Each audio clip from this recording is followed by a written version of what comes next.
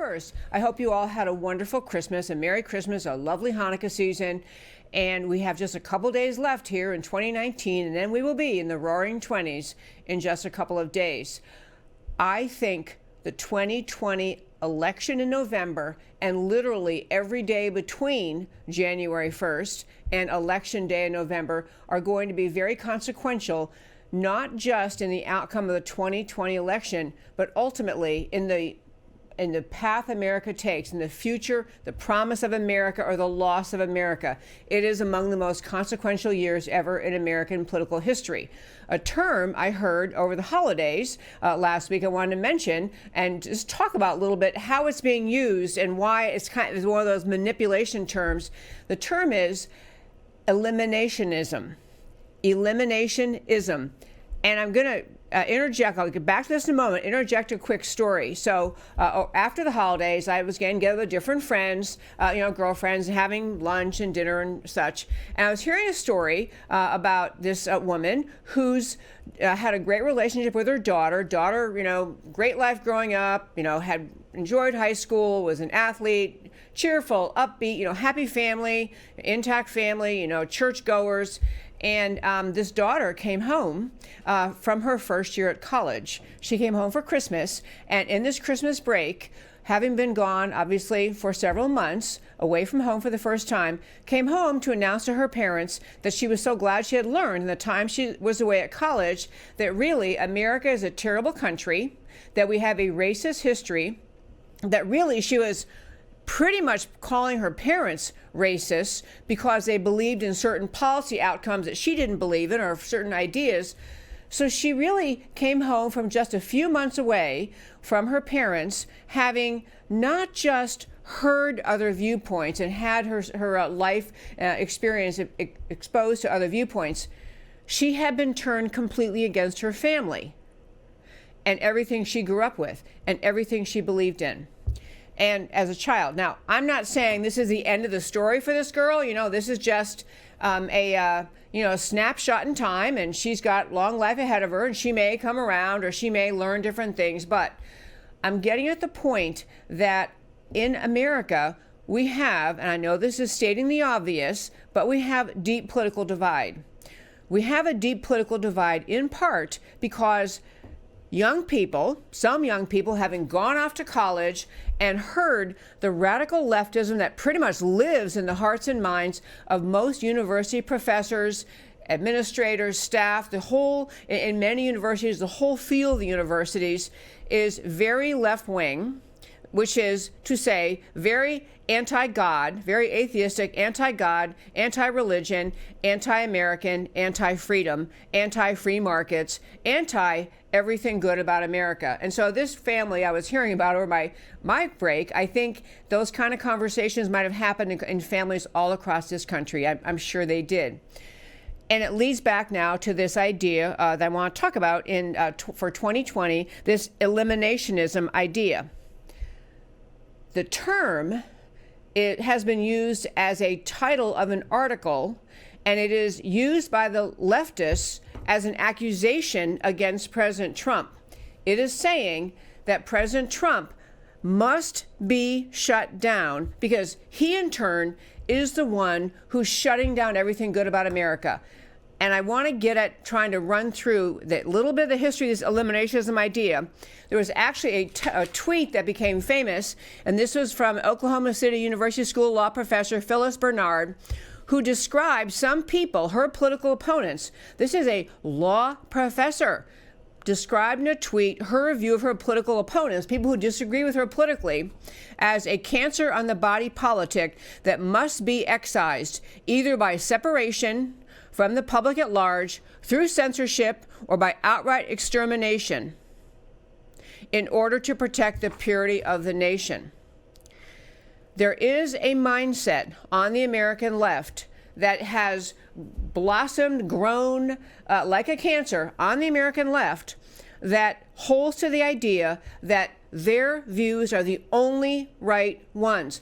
Not just that we should have the robust debate of ideas, robust discussion about border policy, security policy, tax policy, free markets versus socialism, foreign policy, immigration policy, environmental policy. No discussion allowed. The idea on the left, the actuality of the way the left practices politics today in America in 2019, soon to be 2020, is that anyone who does not agree with the left-wing worldview on every single topic must not just be debated. In fact, should not be debated. The mission is to shut them down, to make clear that views other than those blessed and agreed to by the American left simply may not be uttered in America. You see this in countless areas. We've talked on this show about we have the border security policy, and any idea, any argument about, well, maybe we should have adequate border security, maybe we should expand the wall. The answer of the left is never, well, we think this is the way to secure the border, or we think that, we shouldn't secure the border at all. I mean, some of them will admit that, but the point is, we don't have discussions. We have the assertion of, yes, we should have a border by conservatives, by President Trump and others, and we have the left saying, therefore, you are hateful, xenophobic, racist, and that's why you want to have a secure border. We have this phenomenon going on in countless in issues. I could run through the rest of the show today talking about just this phenomenon.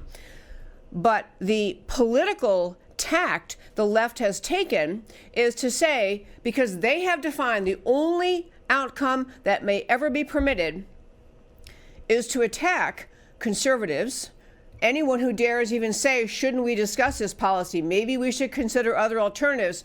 No discussion allowed. They're not to the point of exterminating people on the right, but they're talking about the idea that the views of conservatives must never be permitted. They must be kept out of the media, kept out of academia. You see the college campuses filled with leftism, nary a voice uttered on most college campuses of conservative views. It is a shutting down of any debate in this country. Now, back to this term that is called eliminationism. This book that was written about it was talking about how, eliminationism was kind of the last extreme used by people who simply will not tolerate political opposition. So they gave as examples, the Rwandan genocide and the ethnic cleansing in the Yugoslav wars, and the death marches to the Auschwitz concentration camp. They gave examples of where countries simply gave up on or refused to work through their problems by negotiating, discussing, understanding, and the people in power took the notion that you will be shut down. We will kill, imprison, or in some other way exterminate or eliminate all political opposition. My argument to you today is that this is a mindset. Not that the left is talking about physical extermination, but the idea of ending any possible debate on issues of all kinds is a left-wing view. You will not be permitted to have an alternative view and have a reasonable discussion. But this term, again, one last thing in closing out in the first five, this eliminationism, is that this is what the left is this term, they are applying it to President Trump. There was an article, and you can read it on our website, americancanwetalk.org, on the homepage, under shows, drop down, list of links. But a guy wrote this piece talking essentially about labeling Donald Trump, saying he has officially become America's eliminationist in chief.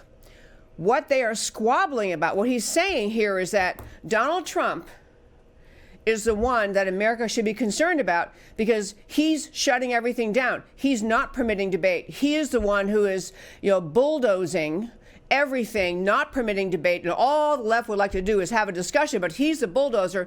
But the examples he gives are things like, because Donald Trump dared to issue the executive orders that protect us in the case of refugee policy, that we're going to actually actively vet refugees from countries filled with people who mean America harm.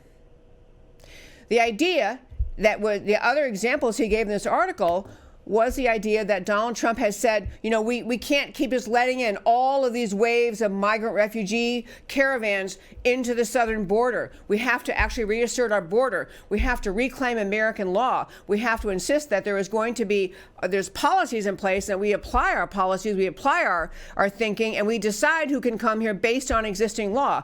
And if someone wants to change that law, then they have to do that. The idea of stopping the just invasion through the southern border, the insistence on, and another example he gave was that Trump was critical of the squad, the left-wing squad in this country that is really taken over the Democrats in Congress. And I'm getting at, and if you're wondering, is she going to connect these dots or not? Yes, I am. In this 2020 election cycle, you're going to hear the argument over and over and over from your leftist friends, from your young people coming back from college, all newly filled with hatred for America. You're going to hear it from the media that Donald Trump has become this extremist, this eliminationist, that he is eliminating all public debate, that he is forcing his agenda, that he is not, that he is dictatorial. And it's exactly the opposite that is true. What Donald Trump has done in this country in the mere 3 years he has been president is to reassert the idea that America is a sovereign nation and deserves to have an enforceable border, that America is a good country and should be protected by our military, that we should have a strong military that protects us, that America thrives with a free market economy, and so we're going to work to make a robust economy and put people back to work. Donald Trump has restored America in many, many ways. And the fact that he is not negotiating with the left and what they want is really what's making the leftists crazy. They cannot believe that this guy is actually implementing the agenda he said he would do, that he's actually standing up for that agenda, and he is using the power the Constitution gives him to put that agenda in place. This is what is driving the left nuts. It is the left that has this eliminationist mindset that says, my way or the highway, and they are outraged because Donald Trump is actually saying, no, I won the election, I'm going to act as president, and I'm going to put in place policies that preserve this precious country. So if you hear eliminationism, that term, and maybe it'll go, maybe it's just a fad, the last month it'll go away, but if you hear this term, understand it is the American left that is their modus operandi, their MO, to be eliminationist, to shut down all discussion of any issue and anything that they don't like. And folks, it's up to us to insist that we in America get to discuss the issues. We do not have to surrender to the left's bullying, that we are going to stand up for our country, and frankly going to point out it's the left and not President Trump guilty of bullying the American people and silencing conversation. And my friends, wraps up my first 5, more like first 14. But hey, I'm just back from a break. I had a lot to say.